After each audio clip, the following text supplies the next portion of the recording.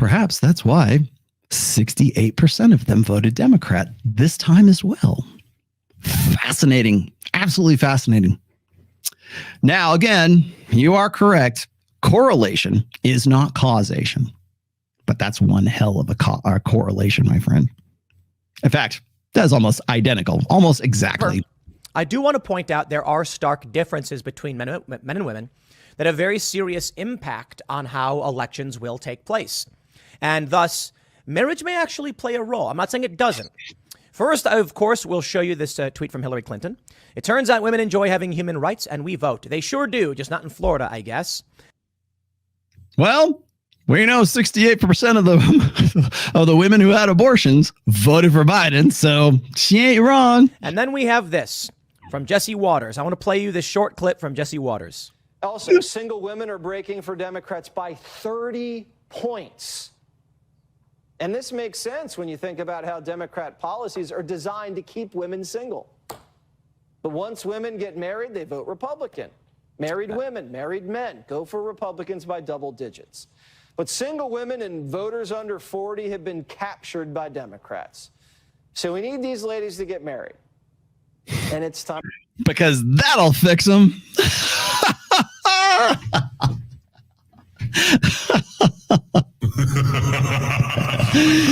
That'll fix them. Yes, ladies. Guys, perhaps you didn't know this. If you want to save the West from moral decay and social degeneracy, we got to get those little ladies married so they'll vote Republican. Oh, my Lord. Oh, I didn't have this queued up. Here we go. You lose. Good day, sir. This is what I want. This was the meat of the matter. This is why. Sorry, not sorry. I know I'm being a little funny about this. That's what I'm getting at. So here's the crossover. Maybe Tim is aware of this and he's not aware of this. Here's the crossover. Well, we need to get them little ladies married. Men, sack up, man up and marry those sluts. That's Del Rock, not me. Man up and marry these ran through girls because we got to get them to vote Republican. That's the reason. To fall in love and just settle down, guys. Go put a ring on it. He's not completely wrong, but he's kind of wrong. Women who get married don't just all of a sudden become Republicans. Half of men are Democrats. Yeah, but tradcons certainly think that way. They would like us to, hey, guys, you need to get man up, get your take more responsibility, because if you don't, and you're not a better guy, and you're not the best version of yourself that you can possibly be, and you don't do all these things, if you don't go to college, get your ass in college, and get more money, and be more suitable for women, then they're all going to keep voting Democrat and having abortions. Thirds of women are, half of men are Democrats, 2/3 of women are Democrats. Men skew slightly towards Republican, so it's just shy of half. And women, it's like 60-30, or no, I think it's like 70-30 break for Democrats.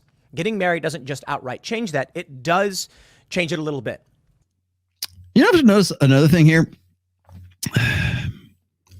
60-40 is actually, at least by sort of common knowledge, 60-40 is also the same shift for women in college. Which, by the way, we've already talked about. College educated, some college educated abortion.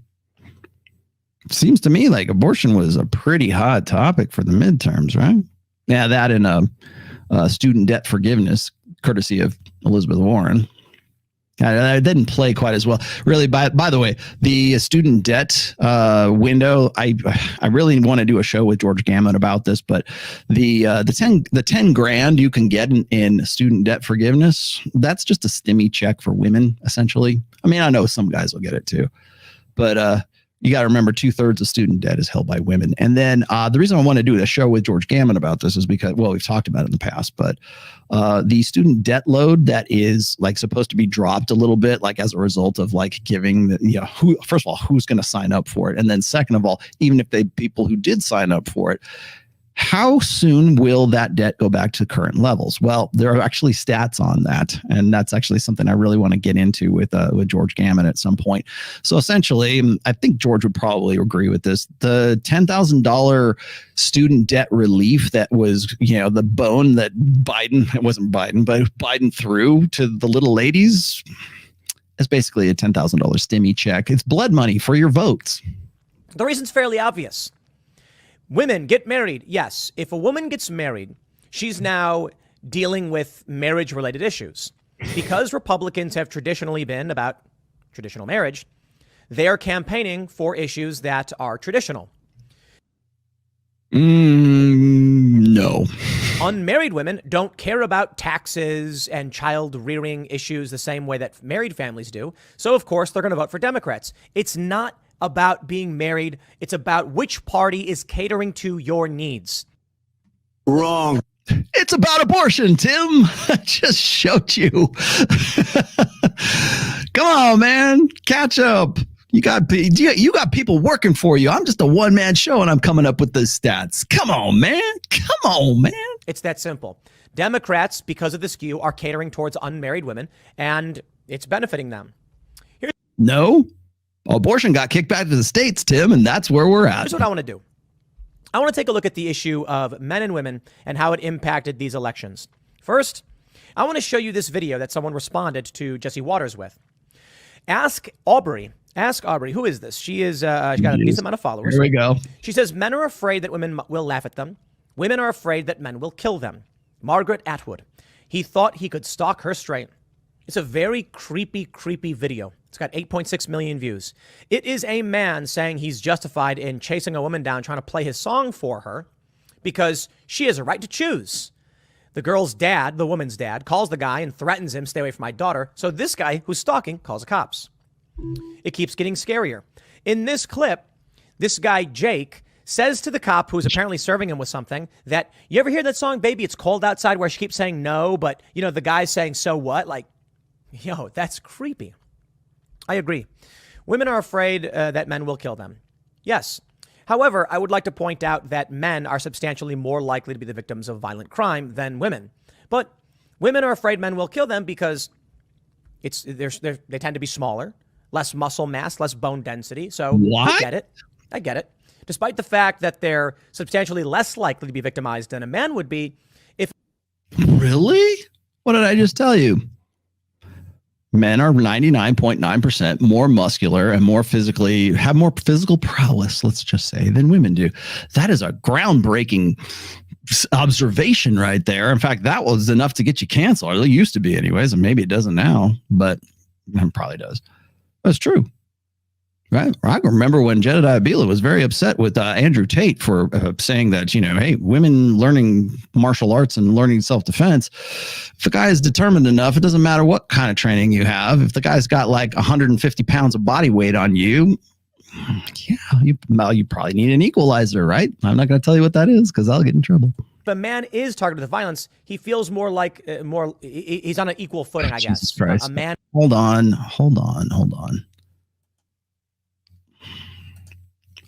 This is Tim Pool. Tim Pool. Go look him up. Google Tim Pool. Okay, good. Can we? He's got more muscle mass, more bone density, et cetera, et cetera. Here's the issue with all of this, and I just want to point out we've got a problem here that needs to be solved. I bring you to civics. All right, that's enough of that. When I heard no more civics from you, I wanted to point that out. I want to bring that up because. The reason why, so why is Rollo even talking about this? Well, because of exactly what I was saying in the very beginning of today's show, right? You got Jordan Peterson throwing stuff out like this. This is why. Where'd it go? Here we go. There. Right? If you're not thinking about marriage, that's a problem. Yeah, the traditional conservatives certainly think it is. On Marriage, my new 3-part series shows how to negotiate desire, obstacles, gamify romance, and achieve the ultimate goal. The ultimate goal. It's like you beat the final boss, the ultimate goal of marriage, the perfect date that repeats endlessly. Watch On Marriage Now, exclusively on the Daily Wire. Funny how all of the, it's funny. I'll tell you something that's interesting. You've probably seen these videos before, like where they take a certain talking point. And I've seen these, like, I think they're collages, or they're like aggregates of all these video clips of, like, say, Fox News, of like local, especially local news channels, where they're talking about the same exact story, and they use exactly the same, like verbatim, the same buzzwords, the same what they think is going to have the most impact. So they're actually repeating verbatim what they're told to talk about, right? Now, I'm not saying that there's any collusion going on here. However, I do find it very interesting that Daily Wire has decided to go and start promoting Jordan Peterson's stuff on marriage right about now, right about this time. You want to know why Dr. Phil wants to have that conversation with me? You want to know why mainstream media wants to have this conversation? Yeah, Beeler, hello?